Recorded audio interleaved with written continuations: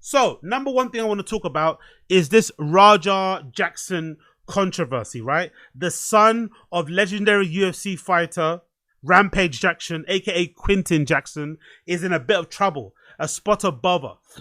Basically, long story short, I'm sure most of you know Wagwan, but he was at a wrestling show.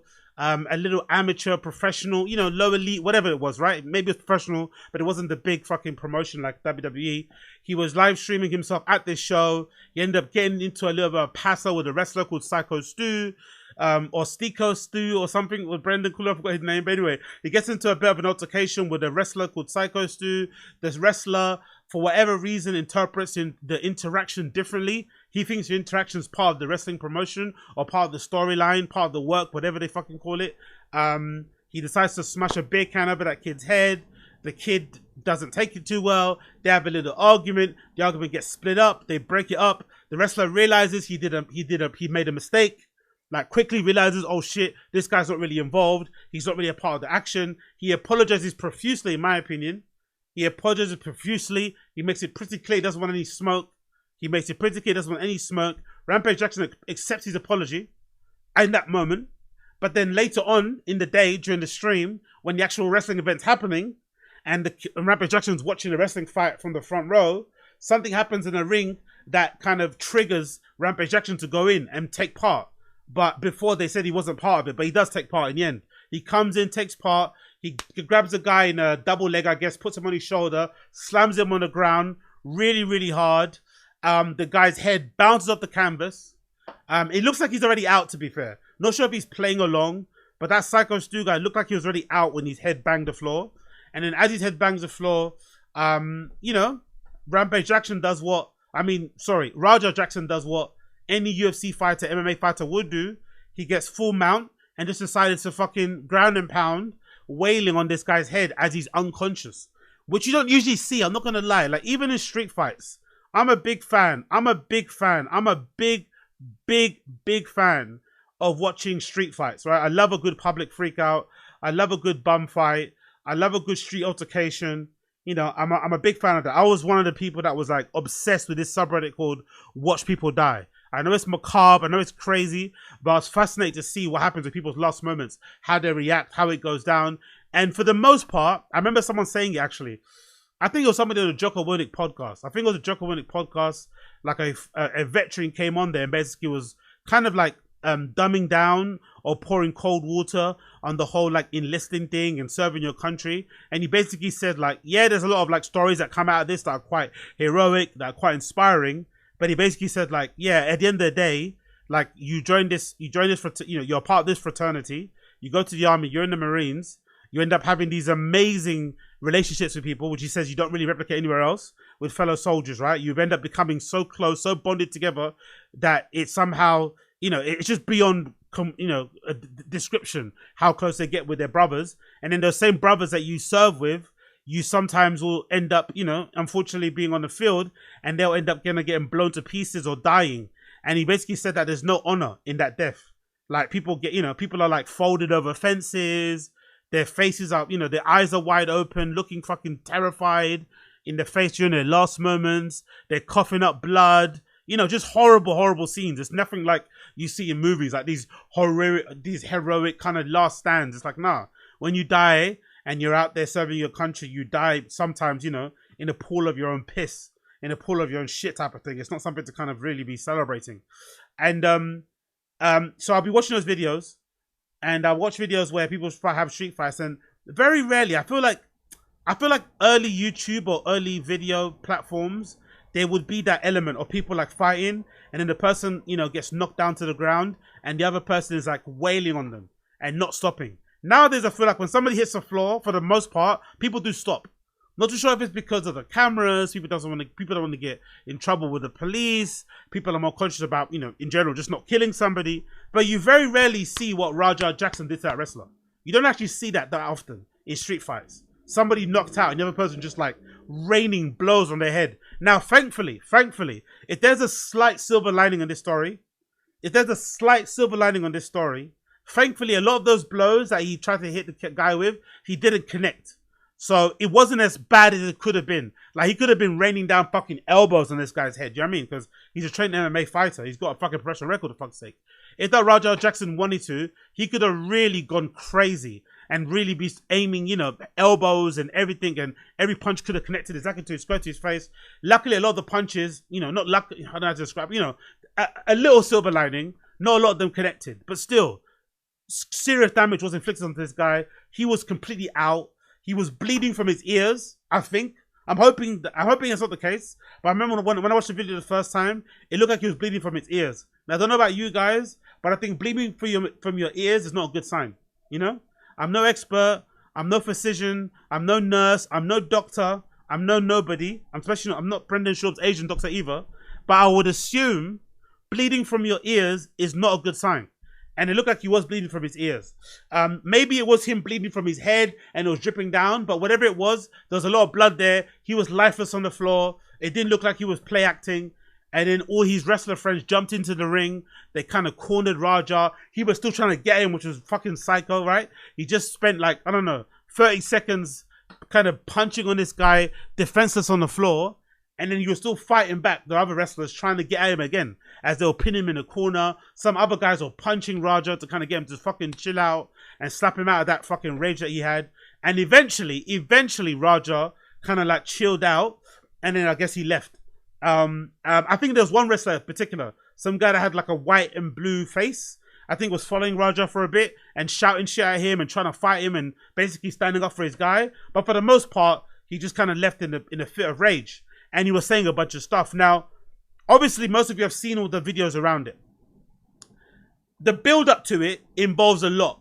There's a lot of like nuance to the build-up. But I don't think it's necessary to even talk about that. Because we can say that that wrestler that told Rajah to get his receipt is to blame. That's true. He has some partial blame to it. But did that wrestler tell Rajah to get into the ring, slam the guy on the floor, knock him semi-unconscious, and then wail him as he was defenseless on the floor? No. He told him to get a receipt. Now, I'm learning about wrestling terminology. I had no idea grown-up adults cared about wrestling as much as this. It's kind of ridiculous in the first place. I thought we all stopped watching wrestling when that documentary came out that revealed wrestling was fake, but I guess not. Now we've moved into a stage in life where people are openly talking about plots and storylines and character development in wrestling as a part of the show, which is weird, isn't it? Because in the past, myself anyway, and I'm sure some of you guys, we pretended like wrestling was real, or we wanted it to be real. But nowadays, people know it's fake, but they openly talk about the fake element of it, and it kind of adds to it, which is kind of cool and kind of weird. But regardless, I'm learning about all these fucking new terms. And it obviously wasn't, like, scripted, right? It wasn't a thing that was done. Now, you could blame the wrestler that told Rajah to go get his receipt, sure. But if you went to split out blame, you could also blame Syko Stu. Because Syko Stu incorrectly assumed Rajah was a part of their wrestling, whatever team, whatever that was going on that night, their promotion, and he hit the kid with a beer can over his head. Now, Syko Stu wasn't to know that Rajah already had a concussion from that previous sparring session where he got that crazy spinning kick to the head, and he was clearly on fucking wobbly street and all over the place, and his ego probably got dented, and his dad's on his head top, and his chat's on his head top. He was not to know that. But you could also attribute blame to Syko Stu, attribute blame to that wrestler told him to get a receipt, attribute blame to the wrestling promotion in general for it encouraging the other wrestlers to go at fucking Rajah to get him involved because he's not a fucking wrestler. He's a fucking civilian. He's an MMA fighter, right? And you would imagine, again, I'm just saying this as a fucking no information, no understanding, no knowledge guy, but I think when I record pods, or when people record pods in general and content, I think it's far better to get the impression of somebody, you know, flying off the seat of their pants with barely any fucking real information of what happened, but not a lot of in-depth information to kind of cloud your judgment. So I would have bet, this would be my assumption, but I would assume there's probably some weird vibes between MMA fighters and wrestlers. I don't know why. Don't ask me why I think so. But I'd imagine there's probably a lot of wrestlers who think they can fight. And there's probably a lot of MMA fighters who wish they could teach wrestlers a lesson about what real fighting is.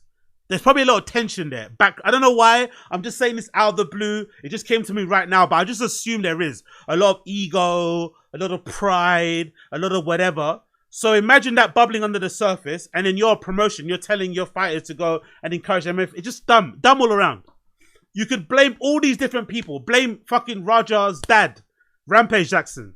I seen a clip of Rampage Jackson, right, talking to his other kid, who I think is like half Chinese or half Asian, and then obviously I saw a clip of Rampage interacting with this kid, Raja, and the fucking difference is brutal. You can tell, like, that Chinese kid, or that half Chinese kid that Rampage has, is like Tiger to Brendan Schaub. And Raja is Boston to Brendan Schaub. And if you know, you know. You know Brendan's got a clear favourite. Tiger's his favourite, Boston is like, you know, it's just an accessory. And it's really kind of sad to see how obvious it is that Rampage has a favourite. And the way he talks to Raja is not the same way he talks to his half Asian son. And he's a lot more soft with the half Asian son, a lot more understanding. If anything, he talks to his half Asian son like a dad. He talks to Raja like he's his uncle, big brother, like bully on I know it's a weird relationship, but there's a lot of like there's a lot of fight bullying because that kid's obviously an MMA fighter. There's a lot of teasing about, oh, you can't fight, you do. Like there's a lot of all of that. There's a lot of like poking. So I'd imagine all of that didn't help. So, like I said, loads of blame can be attributed to loads of people. But ultimately, the accountability and the blame has to rest at the feet of Raja Jackson. That guy is 25 years old. Not that kid, that guy. That guy is 25 years old. I'm sorry, man. You should know much better. 25 years old. And if this, or when this goes to court, there will be no kid shit going on there. He'll be tried and treated. He'll be tried in a court of law like a fucking adult, because he is. And what he did was completely out of order and disgusting. Even more so when you rewind the tape and you see Syko Stu was clearly, in my opinion, apologetic and remorseful. He did not know that Raja wasn't a part of it. Yes, should he have kept his hand to himself? Yes, should he have not assumed straight away that he was involved? Of course.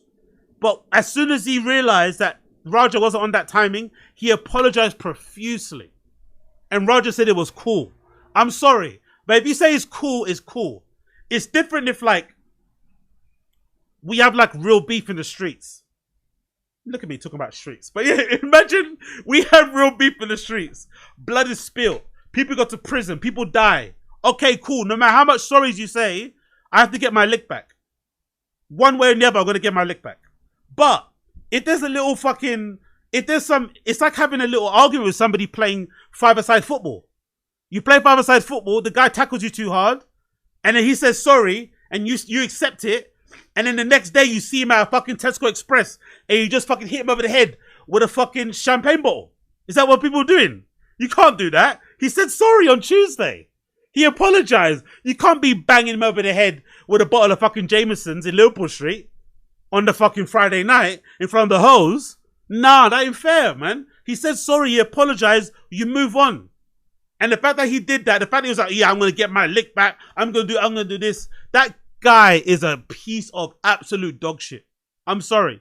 That kid is an absolute piece of dog shit. Raja is a piece of dog shit, because that guy could have been, and most likely will be, permanently affected by that beating. That was just completely unprovoked. Completely unprovoked, because they apologized, draw a line underneath it. That's one thing you kind of pride men with, right? Men usually don't harbor that kind of resentment. You could be playing really hard basketball, football with some boys in the fucking park. You could be going extra hard on each other, elbowing, pushing each other to the ground, kicking, pulling. As soon as the fucking game is over, you're all sharing beers. You've forgotten about it. You're not scrapping in the fucking pub. Yeah, I mean, that's the thing with men when it comes to sports or just roughhousing and shit. Shit happens, innit? Someone slaps you in the face, he says sorry, and he means it. Okay, then to set the apology. If he didn't say sorry, that's another problem. But still, I wouldn't advocate fucking, 25 unanswered fucking hits to the head as the guy's laying there fucking semi-unconscious on the floor. Completely out of order, completely out of bounds. And most likely, I don't think the kid's going to face attempted murder charges though. I think, if anything, you'll probably get like, if you guys in America have like GBH, grievous bodily harm, or like ABH, actual bodily. I think he'll get one of those charges, and still he probably have to sit down in prison or jail at some point. You'd imagine, which again is completely fucking crazy because it was such a non-event. But you know, the guy's got a fragile ego. He obviously was probably, in my personal opinion, I think he was still suffering from what happened with that spinning kick. I think that spinning kick fucked him. I think the trolling kind of got to him a little bit, but ultimately his accountability lies at his feet. I've heard all these people make up all these fucking scenarios and blame his dad, blame this. It's like, bloody hell, bro. Like, what happened to fucking extreme ownership? What happened to fucking taking responsibility? What happened to accountability? Like, why go on for this? Why are guys running around acting like women? Women can not be accountable. That's fair. That's what women do. Women and accountability is like fucking Neo in the Matrix. You know what I mean? They fucking hate it. But that's their thing. Guys cannot be like that. If you do a mad, like, in my opinion, if you do a madness, you have to be fully conscious of the ramifications. Like, you think of it 10 steps ahead. That's what I do anyway. If I do a madness, I think, okay, cool. If I ever get caught for this, X, Y, Z is going to happen. And you just play it out and it is what it is. You're not crying. You're not bawling your eyes out. You're not fucking putting up a GoFundMe. You're not fucking, you know, pulling out the race card, acting like a victim. No, you did a madness because your ego was dented, because you're thin-skinned, right? Whatever it may be, because you have some trauma, whatever your issue was, you did the madness. Okay, accept the consequences. Let's not make up some shit. Because you know, when that guy goes to fucking court, you know he's going to pull out all the stops. You know he's going to talk about being raised by a single parent, got rough childhood, Rampage did this, Dana did that. Like you know that kid's going to pull out all the stops. He's probably going to come into a fucking court with a chin neck brace on. He might wear a fucking helmet to say like he's a bit fucking dented and shit. You know he's going to pull out all the stops, but ultimately, he decided that was a good idea. He nearly fucking ended this man's life over a fucking altercation with a fucking Coke can. Like, come on, bro. Like, for real. The guy apologized in the moment, in the instant there, right there. Very apologetic and sincere. I thought so. And he continued doing it. So, that guy most likely is going to face the full force of the law, you would imagine. And I'm just happy to learn, though, the recent development is that Syko Stu is alive. He's alert and he's talking.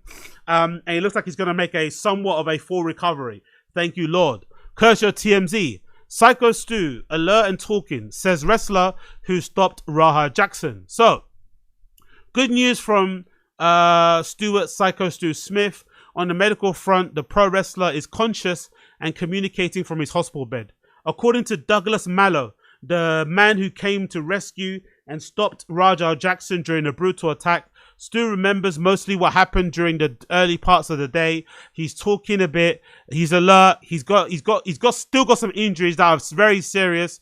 Not like life-threatening serious, but facial injuries, stuff like that. Fucking hell. Facial injuries. Now, they're saying the guy who's told or encouraged Raja, Jesus, got some bazonkas there. The guy that encouraged Raja to go and get some receipts, which they say in wrestling is the term for, like, if a wrestler hits you too hard during a match, you're allowed to kind of like hit them back. But it's a punch, it's a slap, it's a kick. It's not like, you know, wail on him fucking 20 times unanswered. So they're saying that guy has allegedly been fired by that wrestling promotion. That's what they're saying. They're saying that guy's been failed. Now, I don't think they fired that guy because he did anything wrong per se. I think they probably fired him because they're afraid of any lawsuits coming up. I imagine so. Who's to know? But that's what I imagine. But I still don't think you can blame that wrestler. Is he partially to blame? Maybe. But still, he said receipts. And receipts in wrestling terms means punch him back, slap him back. It doesn't mean fucking wail on him as he's semi-unconscious. So let's not go that direction. The blame should still be at Raha's feet. Raja, whatever you fucking say his name. Smith, who's been hospitalized since the violent attack Ugly's incident on Saturday, which could have been significantly worse if Mallow hadn't stepped in and stopped Raja's attack. By intervening, Doug found himself tussling with Jackson. Although he has some bumps and bruises, he believes he could have been seriously injured. I'm pissed at what he did to my friend. I'm pissed for him punching me in the face. I'm pissed for him that when I went to take him off and told him to calm down, he tried to double leg me. That sounds like a Brendan Schaub attack, innit? That sounds like a Brendan Schaub attack. Not in a double leg castle. Jesus Christ. And there's a clip of it. I'm not going to play it. You guys have probably seen it yourself. It's fucking distressing. So I recommend you don't watch it yourself anyway. But you get the gist of what happened there based on the screen grabs.